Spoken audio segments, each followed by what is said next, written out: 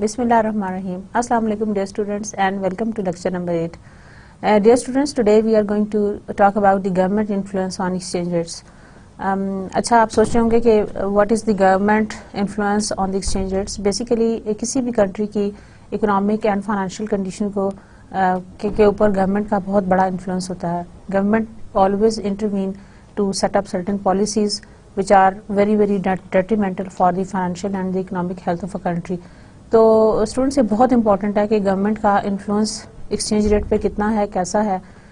Today's topic is related with that और हम इसमें डिफरेंट टाइप के एक्सचेंज रेट सिस्टम्स पढ़ेंगे, राइट. और फिर हम उसकी इम्प्लीकेशंस देखेंगे कि व्हाट आर दोज, कौन कौन से कंट्रीज़ में कौन कौन से एक्सचेंज रेट सिस्टम्स एग्जिस्ट करते हैं and what are the advantages and disadvantages of different exchange rate systems. तो आज के हमारा टॉपिक जो है उसका ये, आज के हमारे लेक्चर का ये एजेंडा. अच्छा स्टूडेंट्स, इसके अलावा मैं आपको कुछ स्टोरीज एंड कुछ सर्टेन केस स्टडीज पढ़ के रीड आउट करके दूंगी बुक से, which you are going to think about and you can suggest me answers and we can discuss. ठीक है ना, तो आपने मुझे बताना आज, right. Okay, let's start. So first of all we are going to start with the chapter objectives.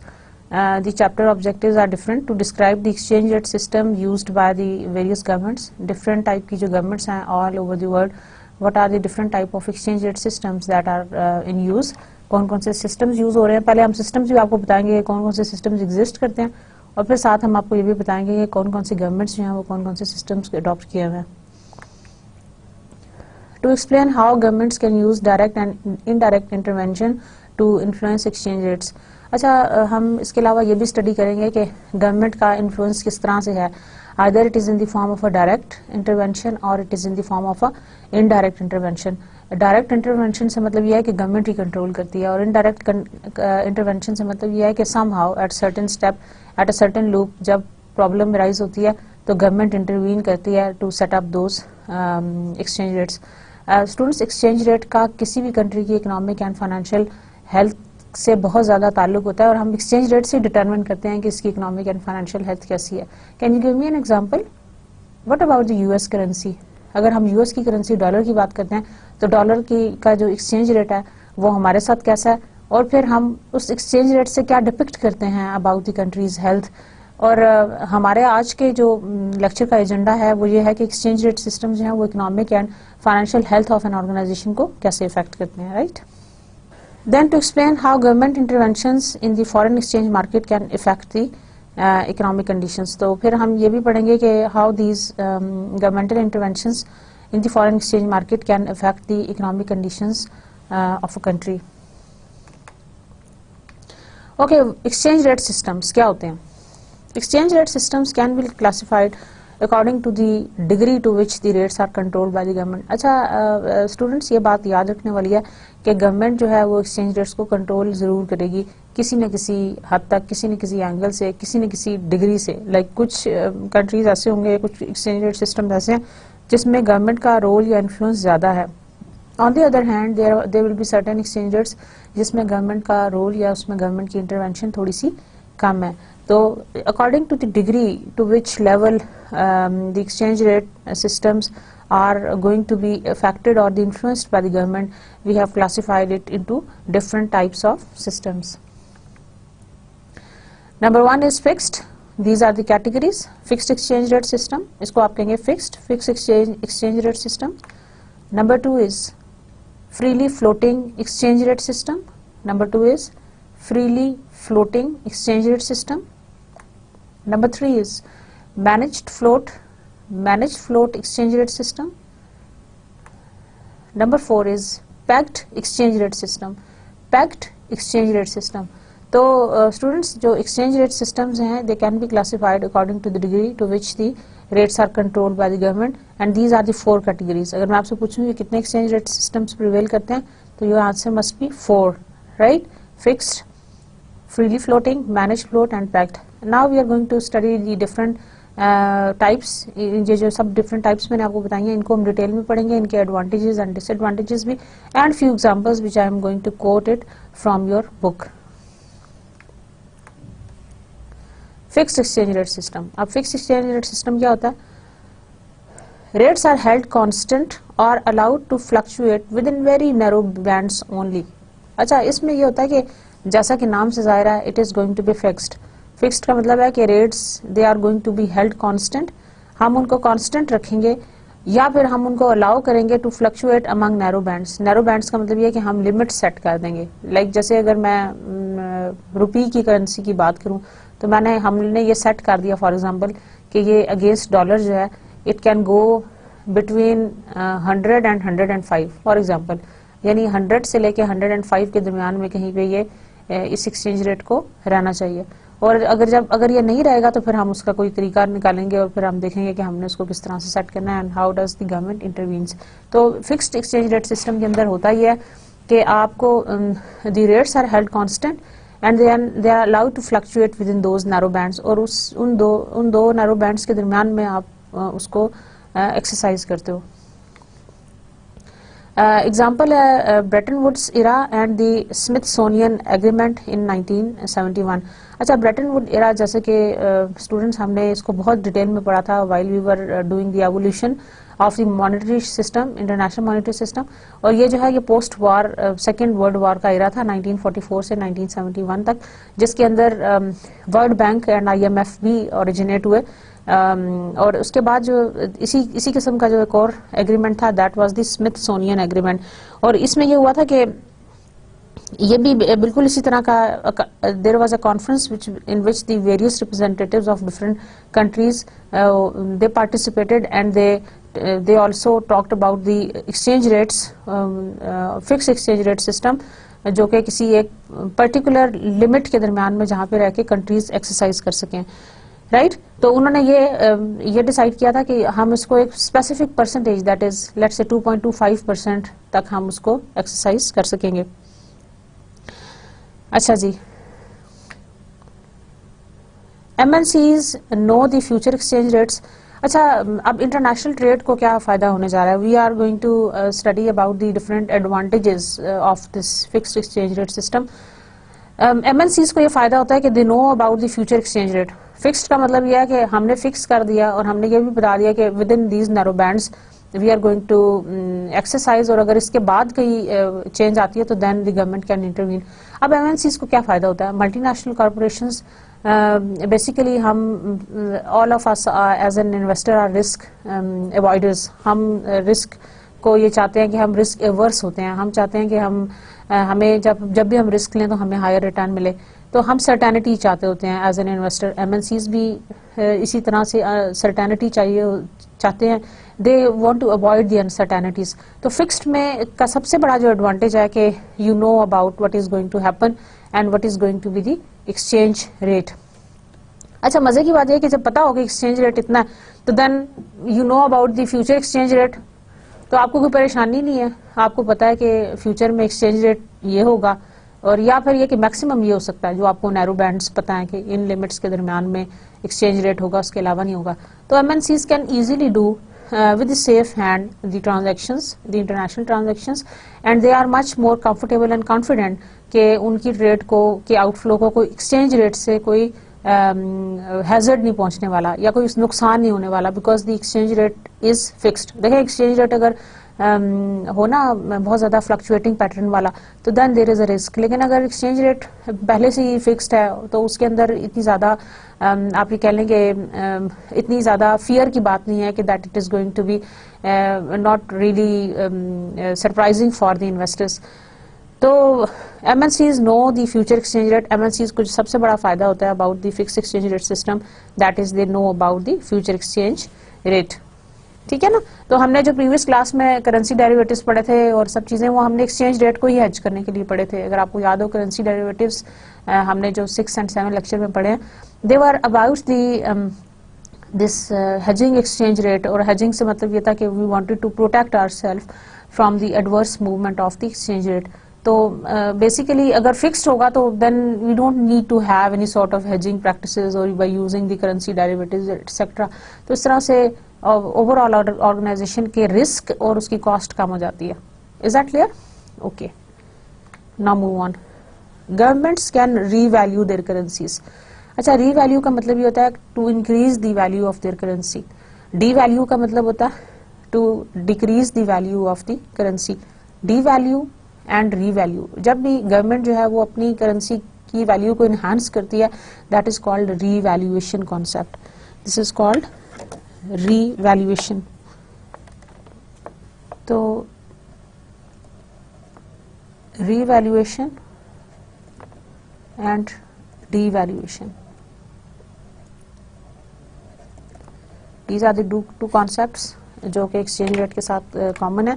इसका मतलब है कि गवर्नमेंट्स अपनी करेंसी की वैल्यू को एनहांस करने के लिए जो प्रोसीजर इस्तेमाल करती हैं उसको हम कहते हैं रीवैल्यूएशन, और करेंसी की वैल्यू को कम करने के लिए जो प्रोसीजर होता है उसको हम कहते हैं devaluation. So whenever the government is going to decrease the value of its currency, that is called the devaluation, right? Each country is also vulnerable to the economic conditions in other countries. अच्छा students, ये बड़ी surprising और बड़ी interesting बात है कि each country is also vulnerable. Vulnerable का मतलब है the exposed to change, they, or you can say they are sensitive. Vulnerable means sensitive.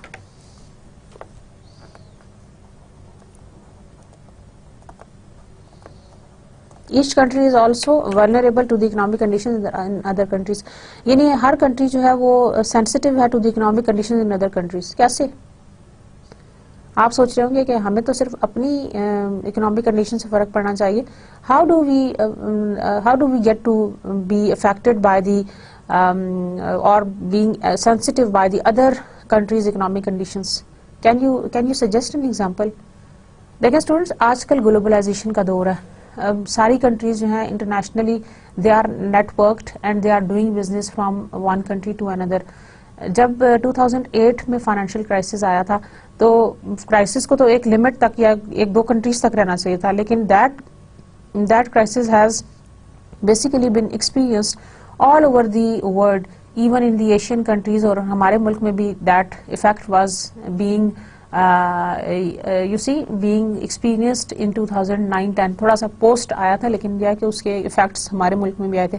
अच्छा, उसकी रीज़न क्या होती है स्टूडेंट्स? उसका रीज़न ये होता है कि हम जो डिफरेंट कंट्रीज हैं वो आपस में ट्रेड कर रहे होते हैं।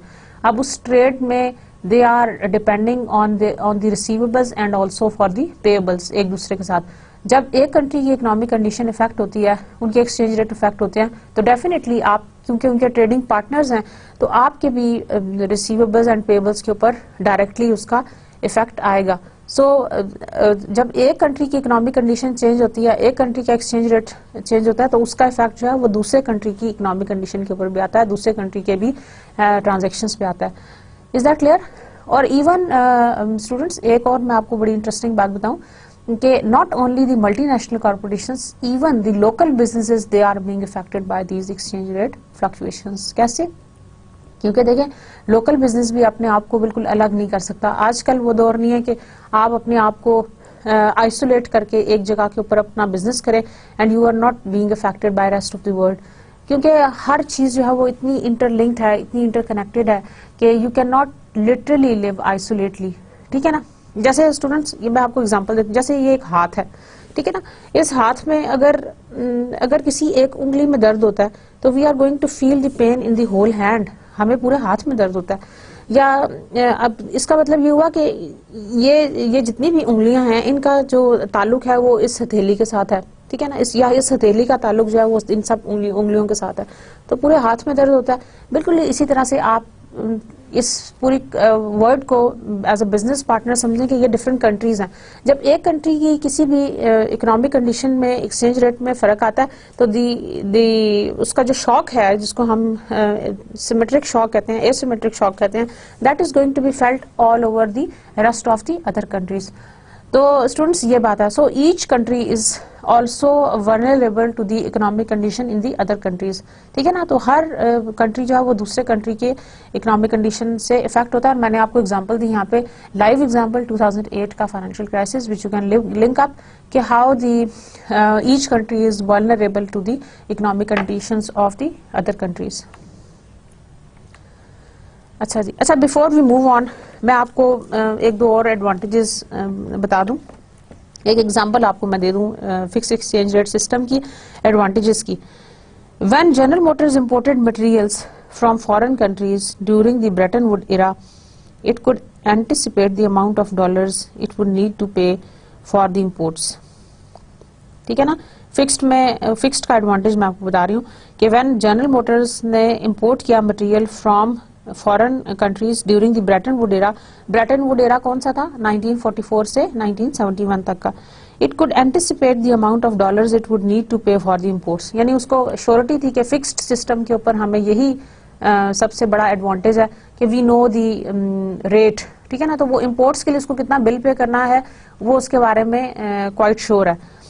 When the dollar was devalued in 1970, जब डॉलर devalue हुआ 1970s में, तो however GM needed more dollars to purchase the imports।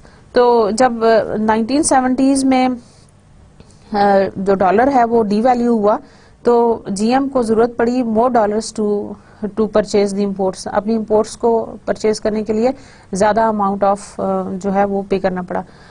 अच्छा, one of the disadvantage of fixed exchange rate system is that there is still risk that the government will alter the value of the specific currency। अच्छा, fixed के अंदर भी एक disadvantage या एक risk ये जरूर है कि government may intervene to revalue the currency. Revaluation का मतलब यह है कि उसको डीवैल्यू करना या उसको रीवैल्यू करना। Although an MNC is not exposed to the continual movement in an exchange rate, it does face the possibility that its government will devalue or revalue its currency। ठीक है ना, तो स्टूडेंट्स एक जो चीज है वो फॉर श्योर है कि गवर्नमेंट जो है वो बिल्कुल फिक्स्ड एक्सचेंज रेट सिस्टम में भी ये नहीं है कि गवर्नमेंट जो है वो बिल्कुल एक साइड पे होकर बैठ जाएगी और एक दफा सेट करके दे कैन इंटरवीन। जैसे कि मैंने अभी आपको GM मोटर्स की एग्जांपल दी है, दे कैन इंटरवीन। जैसे 1970s में जब डीवैल्यू हुई currency, fixed exchange rate system था ब्रेटन वुड्स का, फिर भी तो पॉसिबिलिटी हमेशा ये होगी कि government may intervene at any time to revalue the currency. Revalue means either devaluation or revaluation। And the second disadvantage is that from a macro viewpoint, a fixed exchange rate system may make each country more vulnerable to the economic conditions in the other countries। यानी एक country का effect जो है trade का उसके जो different aspects हैं वो दूसरे कंट्री का भी हो सकता है। ठीक है, अच्छा एक आपको और इंटरेस्टिंग एग्जांपल सुनाती हूँ। Assume that there are only two countries in the world। आप ये समझें थोड़ी देर के लिए कि दुनिया में से दो कंट्रीज हैं, एक US और एक UK।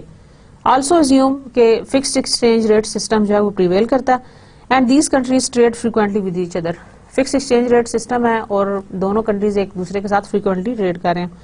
If the United States experience a much higher inflation rate than UK, अगर US में इन्फ्लेशन रेट हाई हो जाए तो क्या होगा? US consumers should buy more goods from the United kingdom. अगर उनके अपने मुल्क में इन्फ्लेशन रेट हाई है तो फिर वो ज्यादा परचेजेस करेंगे UK से। And British consumers should reduce there imports from the US goods. और UK की गवर्नमेंट में चूंकि इन्फ्लेशन कम है तो वो अपने जितनी भी इंपोर्ट्स हैं वो US से कंपैरेटिवली कम करनी शुरू कर देंगे। यानी जिस कंट्री के अंदर इन्फ्लेशन रेट हाई होता है वहां से इंपोर्ट्स कम की जाती हैं। ठीक है ना, तो US में इन्फ्लेशन रेट ज्यादा था तो इसलिए ब्रिटिश कंपनी ने वहां से जो इंपोर्ट्स अपनी कम कर दी। अच्छा, क्योंकि हाई प्राइसेस हो जाएंगी। This reaction would force US production down and unemployment up. इसका मतलब ये हुआ कि US में ज़ाहिर डिमांड नहीं रही प्रोडक्ट की तो प्रोडक्शन नीचे आ जाएगी और अगर प्रोडक्शन नीचे आएगी तो ज़ाहिर फैक्ट्रीज में काम करने वाले लोगों की जरूरत नहीं होगी, अनएम्प्लॉयमेंट रेट इनहेंस हो जाएगा। It could cause higher inflation in the UK due to the excessive demand of British goods relative to the supply of the British goods produced। अब देखें US में तो इन्फ्लेशन की जैसे ये प्रॉब्लम आया कि प्रोडक्शन भी वहां से इंपोर्ट्स कम होगी, प्रोडक्शन कम होगी और अनएम्प्लॉयमेंट ज्यादा होगी। जब वहां से चीजें नहीं मिल रही, लोगों ने तो कहीं ना कहीं से परचेज करनी ही करनी है। अब यूएस के जो कंज्यूमर्स हैं वो यूके पे आ जाएंगे। ज़ाहिर अगर आपको एक जगह से चीज नहीं मिल रही तो लोगों ने तो अपनी नीड्स को पूरा करना है, वो यूके से ज्यादा चीजें परचेज करना शुरू कर देंगे। अब फिर क्या होगा कि it would cause higher inflation in the UK due to the excessive demand of the for British goods relative to the supply of the British good produced. अब वो जितनी सप्लाई करते थे उसके मुकाबले में डिमांड बढ़ जाएगी, जिसकी वजह से इन्फ्लेशन ज्यादा हो जाएगी। Thus the high inflation in the US could cause high inflation in the UK. इसका मतलब हुआ कि अगर यूके के अंदर हाई इन्फ्लेशन है तो फिर यूएस के अंदर अगर हाई इन्फ्लेशन थी तो उसने यूके को भी इफेक्ट किया उसी तरह से, और यूके में भी हाई इन्फ्लेशन होगी। समझ आ रहा है ना? मतलब ये जो मैंने आपको एग्जांपल दी है ना कि हर कंट्री जो है वो वल्नरेबल है या that can be affected by the other countries economy, ये उस चीज के लिए को रिफ्लेक्ट कर रही है। यानी अगर यूके के अंदर यूएस के अंदर अगर इन्फ्लेशन रेट हाई है तो इवेंचुअली उसने इसको इस तरह से इफेक्ट किया कि यूके के अंदर भी इन्फ्लेशन रेट हाई हो गया।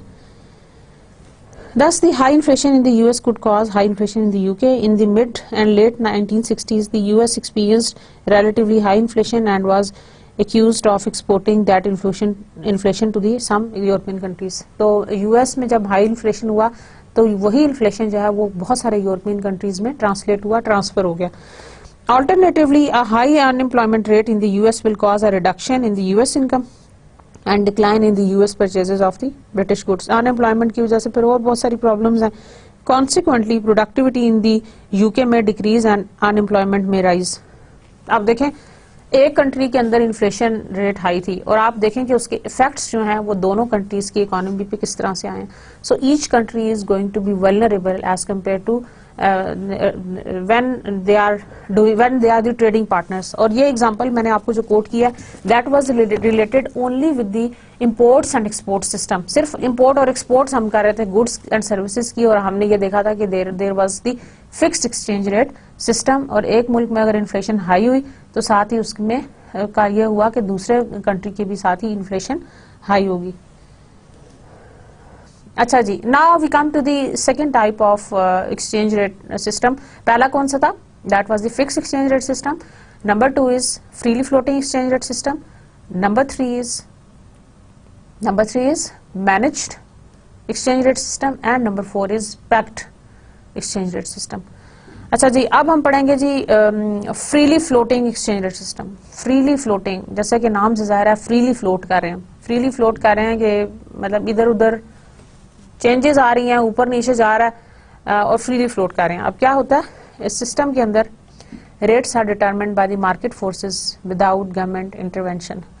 अच्छा, यहाँ पे ये होता है कि मार्केट फोर्सेस जो हैं वो एक्सचेंज रेट को डिटरमिन करती हैं and there is no government intervention. यहाँ पे गवर्नमेंट इंटरवेंशन नहीं होती। Each country is more insulated from the economic problems of the other countries. देखें, अब जो एक कंट्री है वो दूसरे कंट्री की इकोनॉमिक प्रॉब्लम से ज़्यादा इफेक्ट हो सकती है, ज़्यादा इंसुलेट हो सकती है, ज़्यादा इफेक्ट हो सकती है, right. Central bank interventions just to control exchange rates are not needed. Central bank interventions just to control exchange rates are not needed. Central bank interventions की जरूरत नहीं होती किसके अंदर? Freely floating exchange rate systems के अंदर। And governments are not constrained by the need to maintain exchange rates when setting new policies. और governments जो हैं वो लिमिटेड नहीं होती या वो रिस्ट्रिक्ट नहीं होती, और they are not constrained by the need to maintain exchange rates when setting new policies. जब उन्होंने नई पॉलिसीज सेट करनी है तो they are not really you see bothered about the to maintain the exchange rate system and the governments they are not constrained। अब can you imagine कि how this can happen और ये क्या होगा? आपको मैं थोड़ा explain भी करूंगी और थोड़ी सी examples भी दूंगी इसकी। Less capital flow restrictions are needed, thus enhancing market efficiency। जो capital flow restrictions कम हो जाएंगी और market efficiency बढ़ जाएगी। MNC may need to devote substantial resources to managing their exposures to the exchange rate fluctuations।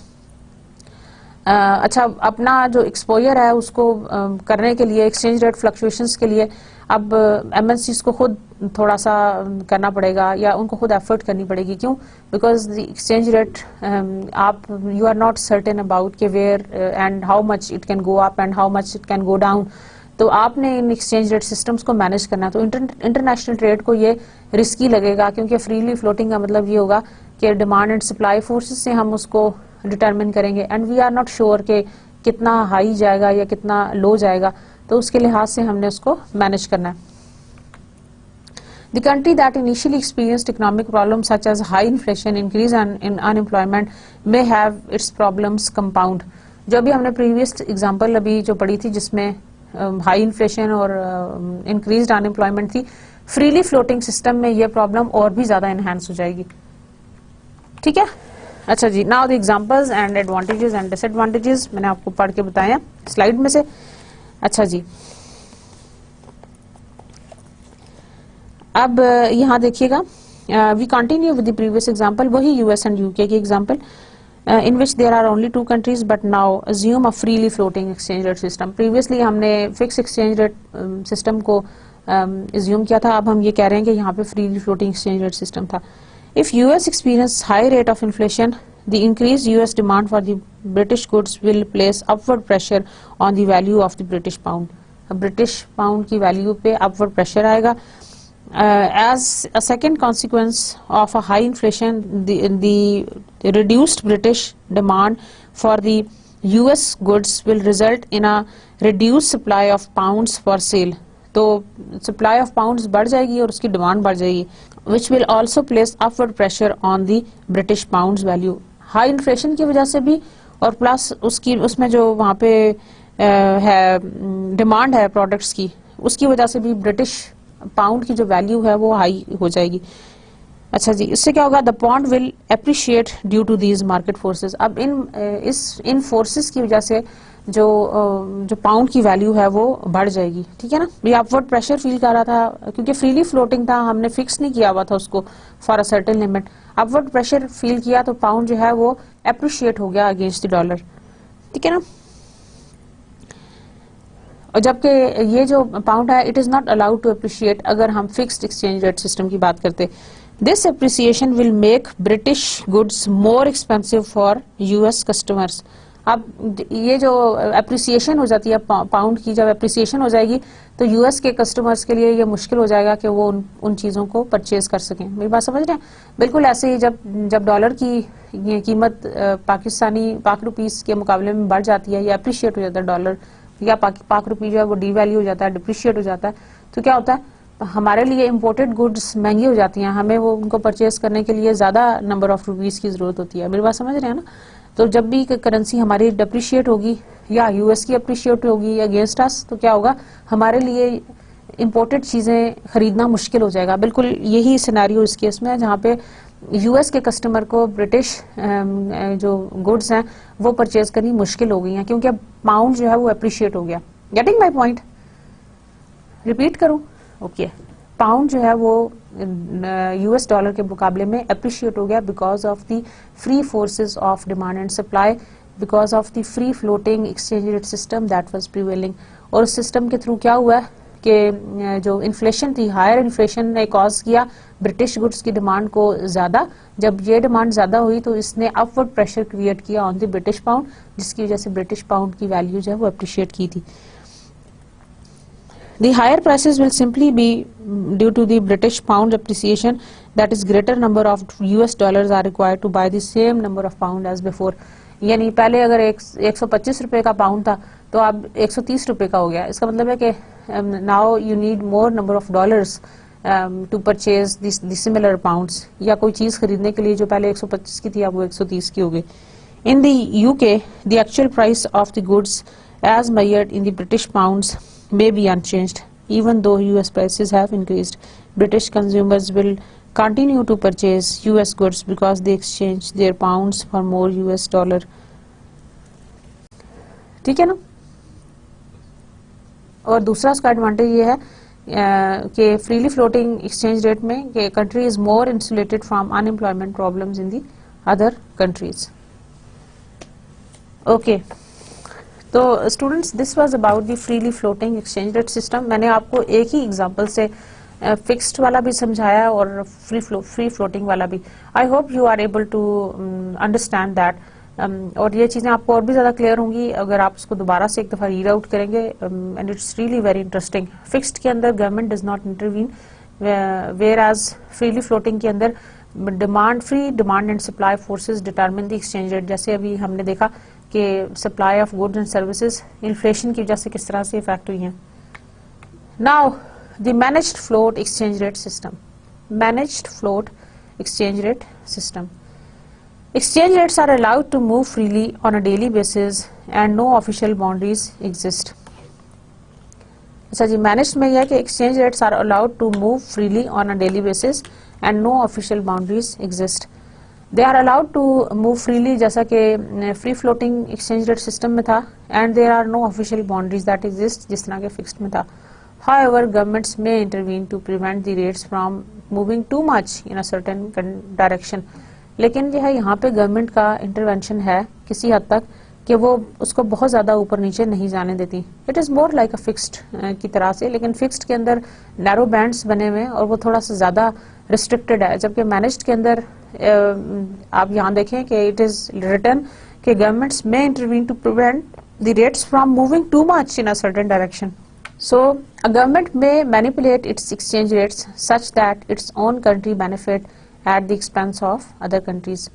तो a government may manipulate its exchange rates. अब government managed के अंदर a government may manipulate its exchange rates such that its own country benefits at the expense of the other countries, ताकि उसके country को benefit हो। अब जैसे आप ये कह लें कि government जो है वो sometimes exports को बढ़ाने के लिए अपनी currency को डेप्रिशिएट करेगी, जैसे कि हमने जे कर्व इफेक्ट में पढ़ा था इंटरनेशनल मॉनेटरी सिस्टम वाले चैप्टर में, अगर आपको याद हो तो हम जब बैलेंस ऑफ पेमेंट पढ़ रहे थे तो मैंने आपको जे कर्व पढ़ाया था। तो जे कर्व में ये होता था कि जब भी करेंसी डेप्रिशिएट होती थी तो there was a slight decrease in the जो डेफिसिट में, और उसके बाद फिर यह कि सरप्लस इंक्रीज होता जाता था। तो मैनेज्ड के अंदर ये होता है कि government may intervene, governmental policies के अंडर आप उसको कम या ज़्यादा करने के लिए you may intervene to help out, और आप उसको चेंज करने के लिए यू कैन डू, और मैनेज्ड के अंदर government may intervene in order to do certain things for their own benefits. So the managed float exchange rate system के अंदर governments may intervene to prevent the rates from moving too much in a certain direction. Now the pegged exchange rate system. Pegged exchange rate system. अच्छा, before we move on to the pegged exchange rate system, we are going to see the criticism of a managed float system. आपके ख्याल में managed float system का क्या criticism है?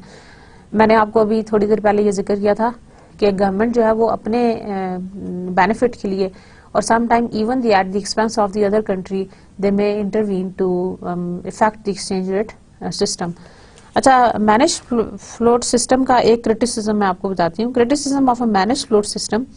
Critics suggest that managed float system allows a government to manipulate exchange rate in a manner that can benefit its own country at the expense of other. For example, a government may attempt to weaken its currency to stimulate a stagnant economy. आप अपनी currency को devalue करें, उसको weak करें, so that it can stimulate the stagnant economy. जो economy एक जगह के ऊपर still हो गई है, या जो stagnant economy का मतलब है जो एक जगह पे रुक गई है, खराब हो रही है, हम उसको ठीक करने के लिए करते हैं. The increased aggregate demand for the products that result from such policy may reflect a decreased aggregate demand for products in the other countries as the weakened currency attracts foreign demand.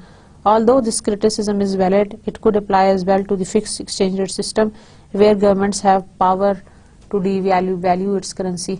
अब ये जो criticism है ये अगर ठीक है तो it equally applies to the fixed exchange rate system जो कि हमने इससे पहले पढ़ा, जिसके अंदर जहाँ पे government may intervene to devalue its currency.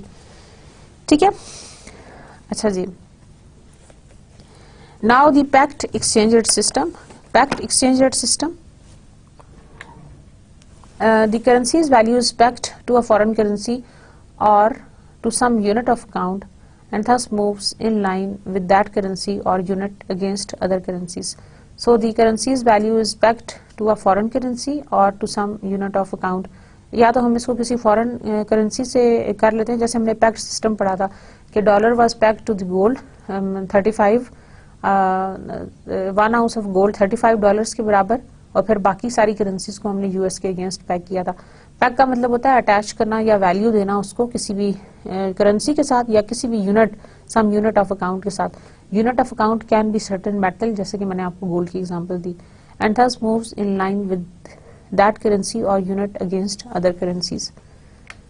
Example, European Economic Community snake arrangement in 1972, European monetary systems exchange rate mechanisms 1979, and Mexican pesos pegged to the US dollar in 1994. So these are the different examples of the pegged exchange rate system.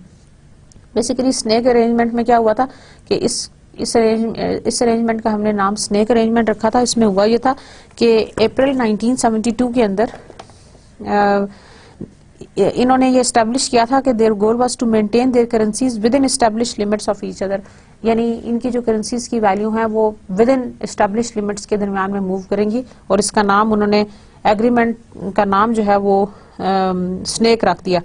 लेकिन इस snake को maintain करना बड़ा मुश्किल हो गया, और आहिस्ता आहिस्ता जो है वो डिफरेंट कंट्रीज ने उससे विदड्रॉ कर लिया। फिर एक और सिस्टम आया, यूरोपियन मॉनेटरी सिस्टम, वो भी उसके में भी इन्होंने कोशिश की 79 के अंदर, लेकिन फिर again it was difficult to manage that, और then the Mexican pesos back to the US dollar in 1994. Now the currency boards. What are the currency boards? A currency board is a system for pegging the value of a local currency to some other specified currency. Currency board का मतलब यह है कि इसके अंदर हम एक currency को की वैल्यू को, लोकल करेंसी को किसी दूसरे स्पेसिफाइड करेंसी के साथ लिंक अप करते हैं। This system is called currency board. ठीक है, तो हमने 4 जो सिस्टम्स थे वो पढ़ लिए। That was fixed exchange rate system, freely floating exchange rate system, then managed float system and the pegged exchange rate system. अब जो हम पढ़े हैं that is about the currency boards. So the currency boards are, the currency board is a system for pegging the value of the local currency to some other specified currency. Example, किसी currency को आप US dollar के साथ link करें, then 8.75 Salvador Collins is equal to US dollar 1 2000 के अंदर। A board can stabilize a currency's value. Board जो है वो किसी भी करेंसी की वैल्यू को स्टेबलाइज कर सकता है, and it is effective only if the investors believe that it will last. और ये इफेक्टिव उस वक्त होता है जब इन्वेस्टर्स को ये यकीन हो कि that is going to continue for a certain time period. क्योंकि करेंसी बोर्ड में जब आपने पैक कर दिया अपनी करेंसी को किसी एक दूसरी करेंसी के साथ, then you need to get the surety that this is going to continue. और इन्वेस्टर्स को उसी वक्त ज्यादा they are going to believe in that when they know that that is going to be a continuous practice, जब उनको ये पता हो कि that is going to exist for a while. Local interest rates must be aligned with the interest rate of the currency to which the local currency is tied. अच्छा देखें, जब हमने अपनी करेंसी को टाई अप कर दिया या pack कर दिया टू सम अदर करेंसी, तो फिर अब उसके लिए ये भी जरूरी हो जाता है कि आप अपने इंटरेस्ट रेट्स को भी टाई अप करें विद दैट लोकल करेंसी जिसके साथ आपने पैक किया। ठीक है ना? क्यों ऐसा क्यों होता है? देखें, उसमें अगर उसके अंदर रिस्क आएगा तो आपने उस रिस्क को एडजस्ट करना है ना अपने उसके साथ। अगर उसकी वैल्यू चेंज होती है तो you are also going to change your own value. अगर बेस वैल्यू चेंज होती है उस करेंसी की तो आपको भी चेंज करनी पड़ेगी। सिमिलरली अगर इंटरेस्ट रेट्स चेंज होते हैं तो आपको भी उसके इंटरेस्ट रेट्स चेंज करने पड़ेंगे। So this is about the currency boards. Example, when Indonesia was experiencing financial problems during 1997 to 1998 Asian crisis, businesses and investors sold the local currency rupiah because of the expectations that it would weaken further. जब Asian crisis आया जिसका हमने जिक्र किया था international monetary system के दौरान, तो लोगों ने रुपी को बेचना शुरू कर दिया just because of the expectation कि ये फ्यूचर में और भी ज्यादा वीक हो जाएगा। सच actions परपेचुएटेड the weakness. In actions की वजह से ये हुआ कि वो फर्दर और ज्यादा सेल करते गए, उसकी सप्लाई बढ़ती गई तो और ज्यादा वो वीक होता गया। As the exchange of the rupiah for other currencies placed more upward pressure on the value of rupiah, Indonesia considered implementing a currency board to stabilise its currency. उस वक्त इंडोनेशिया ने ये फैसला किया कि they are going to establish the currency board, that they are going to tie up और the peg their currency with some other strong currency and discourage the flow of funds out of the country। देखें, जब भी किसी country की economic condition खराब होती है, जैसे कि मैं आपको ये क्राइसिस वाला सिचुएशन बता रही हूँ, तो कैपिटल आउटफ्लो बहुत ज्यादा होने लगता है। लाइक लोग जो है या इन्वेस्टर्स अपना पैसा वहां से निकालना शुरू कर देते हैं, they are going to sell out, और उसकी वजह से और ज्यादा उसके ऊपर प्रेशर पड़ता है करेंसी के ऊपर, और वो और भी ज्यादा वीक होती है। उसकी सप्लाई बढ़ जाती है, जब सप्लाई बढ़ जाती है तो फिर ऑटोमेटिकली उसकी डिमांड कम हो जाती है और उसकी प्राइस नीचे आ जाती है। इंडोनेशिया कंसिडर्ड इम्प्लीमेंटिंग अ करेंसी बोर्ड। उस वक्त इंडोनेशिया ने करेंसी बोर्ड को इम्प्लीमेंट करने के बारे में सोचा, to stabilise its currency and discourage the flow of funds out of the country. Businesses and investors had no confidence in the Indonesian government's ability to maintain a fixed exchange rate। Investors को और businesses को उस वक्त बिल्कुल भी उनके ऊपर confidence नहीं था that they would be able to handle it with the help of the fixed exchange rate system। However, they feared that economic pressure would ultimately lead to the decline in the rupiah's value। Thus, Indonesian government did not implement a currency board। देखिए, जब भी इस तरह की situation होती है, जब crisis होते हैं, तो बाकी तो सब चीजें एक साइड पे, लेकिन you need to get the confidence of investors and businesses, क्योंकि इन्वेस्टर्स और बिजनेसेस आप पे कॉन्फिडेंट नहीं होंगे if the economic condition of a country is always weakened, और आप फिर कैपिटल आउटफ्लो को रोक नहीं सकते, क्योंकि बिजनेसेस एंड इन्वेस्टर्स जो वो हमेशा यही एंटिसिपेट करेंगे कि इससे ज्यादा भी सिचुएशन वर्स ऑफ हो सकती है। जैसे मैं आपको स्टूडेंट्स बताऊं, जैसे कि हमारे अपने कंट्री के अंदर लास्ट 3-4 ईयर्स से जो टेररिस्ट अटैक्स होते आए और हमारे मुल्क की कंडीशन बहुत खराब थी, तो उस वक्त भी कैपिटल आउटफ्लो बहुत ज्यादा हुआ, लोगों ने यहाँ से वाइंड अप करना शुरू कर दिया। That was the basically combination of many things. उसके अंदर एनर्जी क्राइसिस भी एक बहुत बड़ा रोल है, जिसकी वजह से हमारी बहुत ज्यादा एक जो आप कह लें कि जो इंडस्ट्रियल एरिया है वो बिल्कुल स्नब होकर रह गया, खत्म होकर रह गया because of this energy crisis. Terrorist attacks और एनर्जी क्राइसिस दोनों ने ये रोल प्ले किया in order to weaken the economy. समझ रहे हैं ना बात? और फिर इस तरह के मौके पे एफडीआईज को अट्रैक्ट करना या फिर इवन लोकल इन्वेस्टर्स और बिजनेसेस को ये कॉन्फिडेंस देना कि they should stay in their business and they should be working on, ये बहुत मुश्किल होता है। जैसे मैंने आपको अभी इंडोनेशियन गवर्नमेंट की एग्जांपल दी है, तो इंडोनेशियन गवर्नमेंट के ऊपर लोगों ने उस एशियन क्राइसिस से जब रुपया की वैल्यू बहुत ज्यादा वीक होगी, लोगों ने और भी ज्यादा वीक की। क्यों? क्योंकि लोग जो है वो अपना कैपिटल आउटफ्लो वहां से आउटफ्लो कर रहे थे, यानी अपना पैसा वहां से निकाल के कहीं और इन्वेस्ट करना चाहते थे। उसकी वजह से ये होता है कि वो फर्दर वीक हो जाती है बजाय इसके कि वो स्ट्रांग हो। और फिर करेंसी बोर्ड्स भी हेल्प नहीं कर सकते, क्योंकि जो बिजनेसेस हैं या जो इन्वेस्टर्स हैं उनको कॉन्फिडेंस ही नहीं रहता कि it would work smoothly in the future. मेरी बात समझ रहे हैं ना? So very interesting, I am sure you must be enjoying, आपको समझ आ रही होगी। Okay,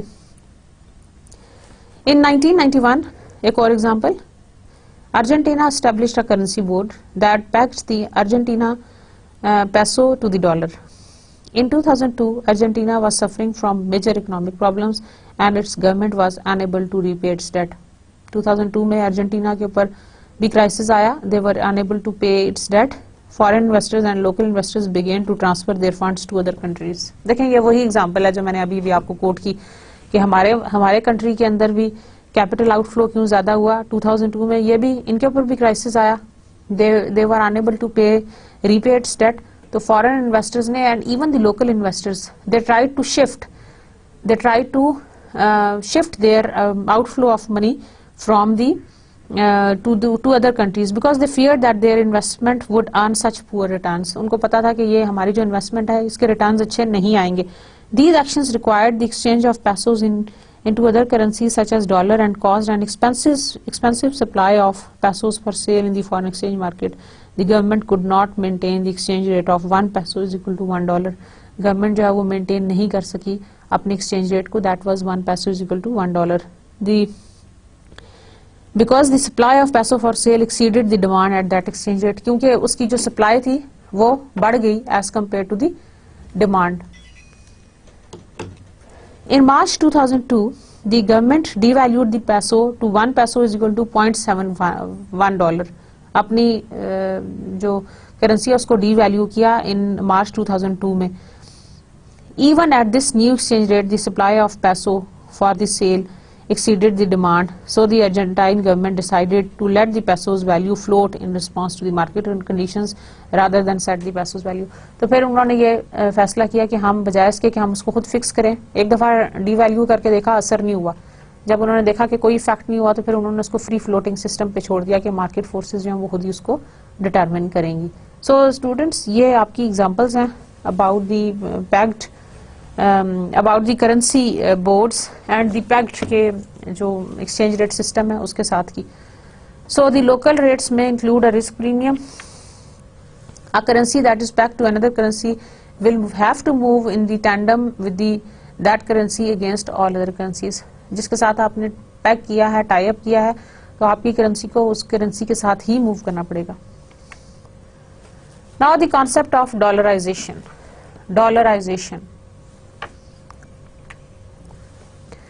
Dollarization refers to the replacement of a foreign currency with a US dollar. यानी आप करेंसी की रिप्लेसमेंट कर दें with the foreign currency की रिप्लेसमेंट कर दें with the US dollar. That concept is called dollarization.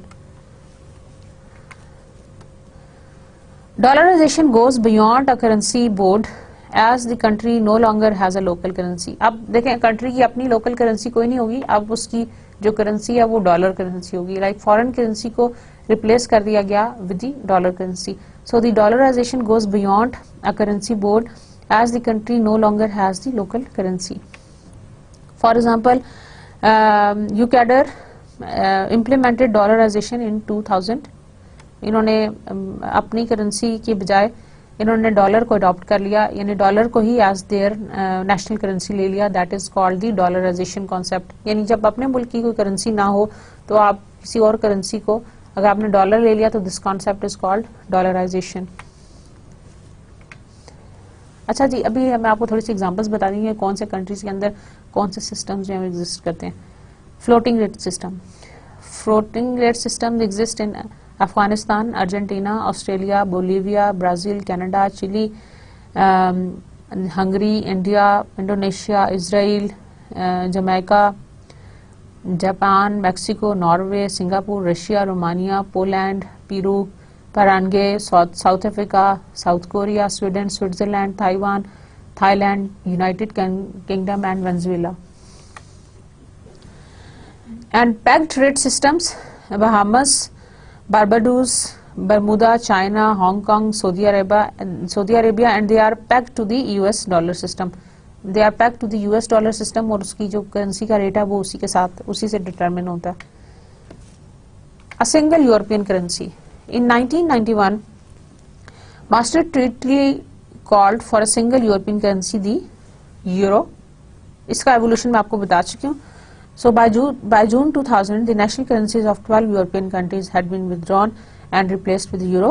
Austria, Belgium, Finland, France, Germany, Greece, Ireland, Italy, Luxembourg, and Netherlands, Portugal, and Spain. So they have adopted the single euro currency. इसका जो symbol है वो आप देख सकते हैं at the right hand side of this slide. Euro को हम इस तरह से लिखते हैं.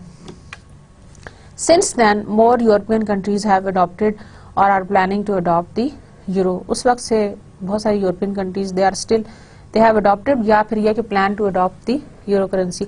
और अभी तक जो है वो यूके ने अडॉप्ट नहीं की क्योंकि यूके की करेंसी बहुत स्ट्रांग है एंड और उनकी इकोनॉमिक कंडीशंस भी बहुत अच्छी हैं. So they would not like to have this euro currency. Maybe they would think about it but it's not sure. The Frankfurt based European Central Bank is responsible for setting European monetary policy, which is now consolidated because of the single money supply. और single money supply कौन सी है? That is for the euro currency. Each participating country can still rely on its own fiscal policy, tax and government expenditure decision to help solve its local economic problem. दो तरह की policies होती हैं, एक monetary policy और एक fiscal policy. Monetary supply policy is concern with the supply of money. वो तो आपकी रिस्ट्रिक्ट होगी because of the European Union and because of the advent of the euro currency. लेकिन जो फिजिकल पॉलिसी है that is related with the tax and the government expenditure decision that is still prevailing in all the rest of all the other countries and they can help to solve it's local economic problem. समझ आ रही है मेरी बात?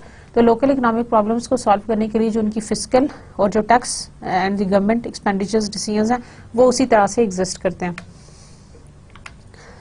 Within the Eurozone, there is neither exchange rate risk nor the foreign exchange transaction cost. जब आप eurozone की बात करते हैं, जैसे कि हमने इससे पहले भी इसका जिक्र किया था, एक्सचेंज रेट रिस्क नहीं है। क्यों नहीं है? आप बता दें मुझे। यस, आप बताएंगे। Very good. Exchange rate risk क्यों नहीं है?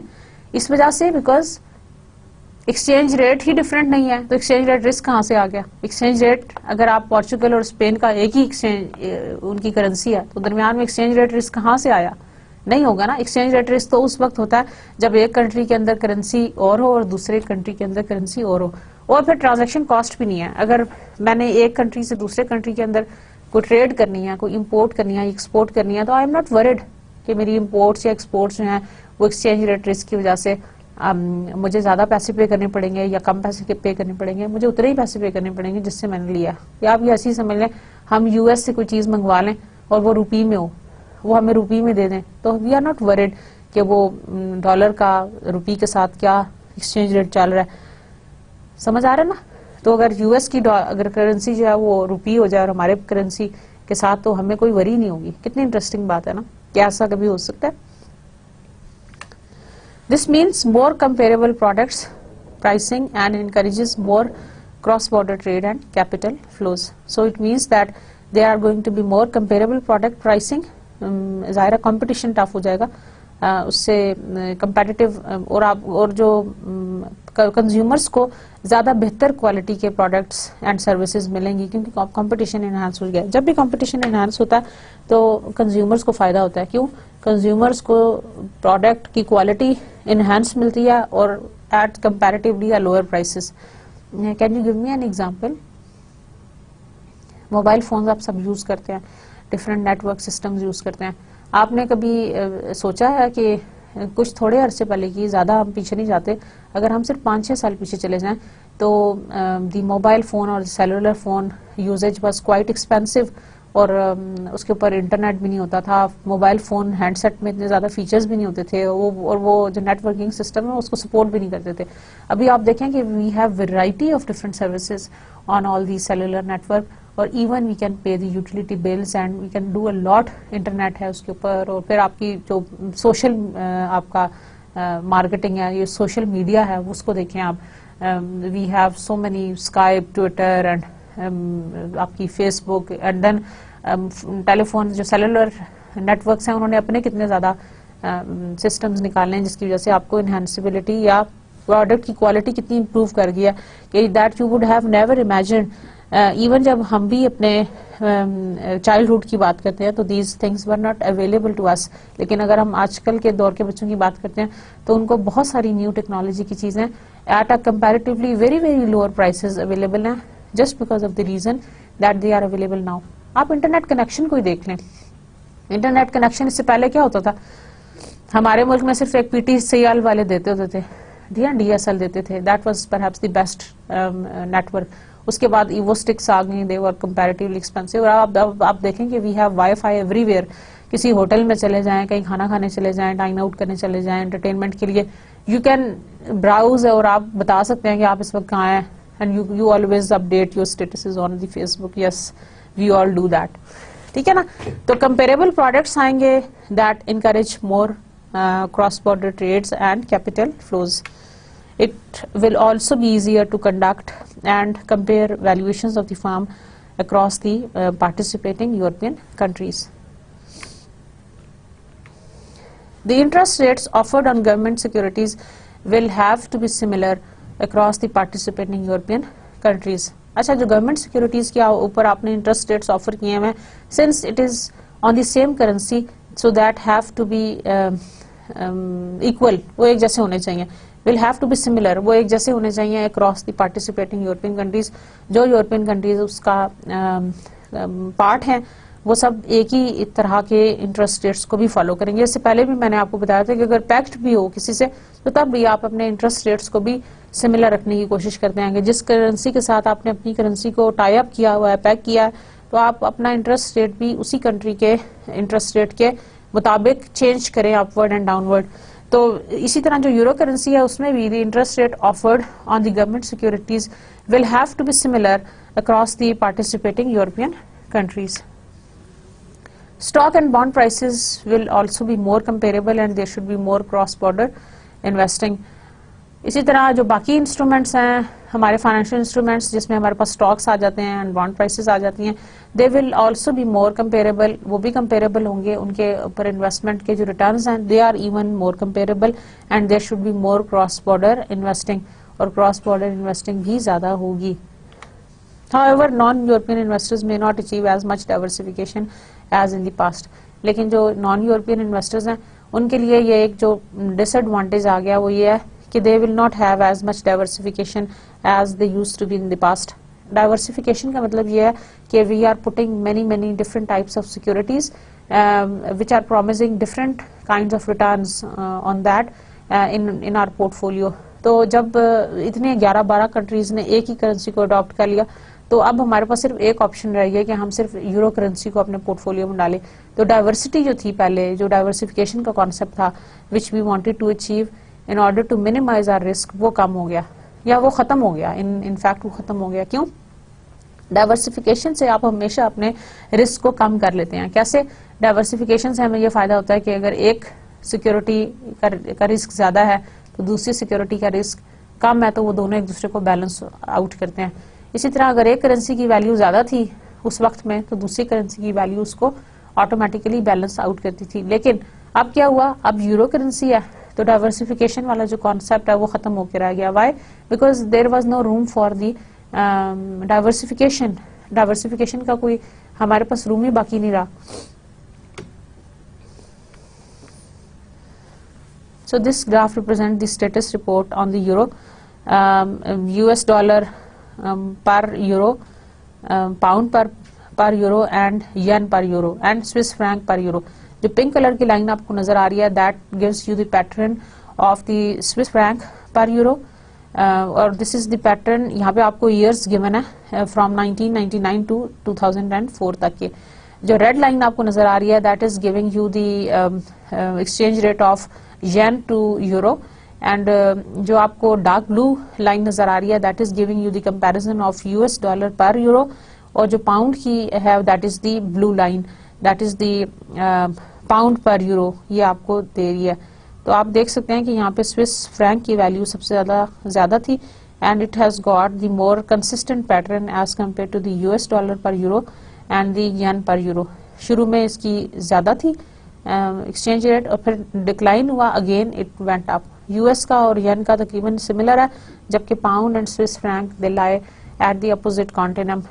स्विस फ्रैंक की वैल्यू सबसे ज्यादा थी as compare to per euro as compare to the pound per euro and you can see these patterns on the graph clear. Sorry, weak euro due partly to the capital outflow from the Europe. तो euro week क्यों हुआ? Because of the capital outflow from the Europe. जब भी capital outflow होगा currency आपकी week हो जाएगी। तो यहाँ देखें कि कैपिटल आउटफ्लो हुआ यूरोप से तो it has Weeknd the euro currency. Relatively high European interest rates attracted capital inflow, लेकिन उसके मुकाबले में आफ्टर सम टाइम ये हुआ कि high interest rates they attracted the capital inflows, ताकि लोगों ने वहां पे दोबारा से इन्वेस्ट करना शुरू किया। Government intervention. Each country has a central bank that may intervene in the foreign exchange market to control its currency value. Her country का एक सेंट्रल बैंक होता है that may intervene in the foreign exchange market to control its currency value. हमारे यहाँ state bank of Pakistan. A central bank may also attempt to control the money supply growth in its country. In the US, the Federal Reserve System is the central bank. हमारे पास State of Bank of Pakistan, मैंने आपको बताया। Central banks manage exchange rate क्यों करते हैं? To smooth exchange rate movements, to establish implicit exchange rate boundaries and to respond to the temporary disturbances. Often intervention is overwhelmed by the market forces. However, currency movement may be even more volatile in the absence of intervention. अगर intervention ना हो तो students research ये कहती है या experiences ये कहते हैं कि volatility और भी ज़्यादा हो जाती है in the absence of these interventions. So, direct intervention refers to the exchange of currencies that central bank holds as reserve for other currencies in the foreign exchange market. So, the direct intervention का मतलब ये है कि it refers to the exchange of currencies that the central bank holds as reserves. अपने जो reserves हैं उसको निकालता है for the other currencies in the foreign exchange market में. Direct intervention is usually most effective when there is coordinated effort among central banks and when the central banks have high levels of reserves that they can use. मतलब ये उस वक्त effective होती है जब central banks के पास huge value of reserves available हैं and they can intervene. और बाकी central banks के साथ भी उनकी coordination अच्छी है. When a central bank intervenes in the foreign exchange market without adjusting for the change in the money supply, it is said to engage in the non-sterilized intervention. जब वो without adjusting for the changes in the money supply करता है तो हम उसको कहते हैं non-sterilized intervention. In a sterilized intervention, the central bank simultaneously engages in offsetting transaction in the treasury securities market to maintain the money supply.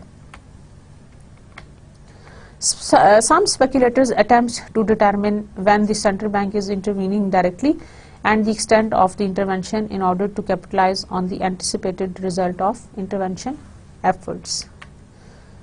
So, central banks can also engage in the indirect intervention by influencing the factors that determine the value of currency, inflation, interest rates, income level, government controls and expectation. तो students जो government है वो indirect intervention भी कर सकती है central bank के through by influencing these factors जो कि मैंने आपको बताया, inflation, income level, etc. For example, the Fed may attempt, Fed is basically the central bank of US, may attempt to increase interest rate and hence boost the dollar's value by reducing the US money supply. वो अपने interest rates को enhance भी कर सकता है by reducing the US money supply. Some governments may also have foreign exchange control such as restriction on the currency exchanges as a form of indirect intervention. Exchange rate target zone. Target zones have been suggested for reducing the exchange rate volatility. हम zone एक set कर देते हैं जो कि volatility को affect ना कर सके. An initial exchange rate will be established with specific boundaries. Ideally, the rates will be able to adjust to economic factors without causing fear in the financial markets and wide swing in international trade. The actual result may be a system no different from that exists today. Interventions as a policy tool.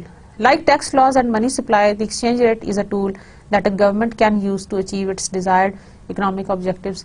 तो सिर्फ tax laws या money supply के through नहीं बल्कि एक effective exchange rate system के through भी आप अपनी कंट्री की डिजायर्ड इकोनॉमिक ऑब्जेक्टिव्स को अचीव कर सकते हैं. अ वीक होम करेंसी में stimulate foreign demand for the products and hence reduce unemployment at home. तो उससे आपकी प्रोडक्ट्स की जब भी करेंसी वीक है तो आपकी प्रोडक्ट की डिमांड बाहर के मुल्क में ज़्यादा होगी और hence reduced unemployment at home. आप ज़्यादा से ज़्यादा लोगों को हायर करेंगे क्योंकि डिमांड प्रोडक्ट्स की ज़्यादा हुई है. However it can also lead to higher inflation. लेकिन उससे इन्फ्लेशन ज़्यादा हो जाएगी, इन्फ्लेशन ज़्यादा हो जाएगी तो बाइंग पावर भी कम हो जाएगी. अ स्ट्रॉन्ग करेंसी में cure high inflation since it intensifies foreign competition and forces domestic producers to refrain from increasing prices. अच्छा, हाई इन्फ्लेशन का फ़ायदा ये होता है कि आप अपनी चीज़ों की प्राइसेस को इतनी आसानी से नहीं बढ़ा सकते, इन्फ्लेशन नहीं होगी. However it may also lead to higher unemployment. लेकिन उससे अनएम्प्लॉयमेंट भी बढ़ सकती है. So students, this was all about today's lecture. I'm sure you have enjoyed it. Thank you very much. See you next time. Allah Hafiz.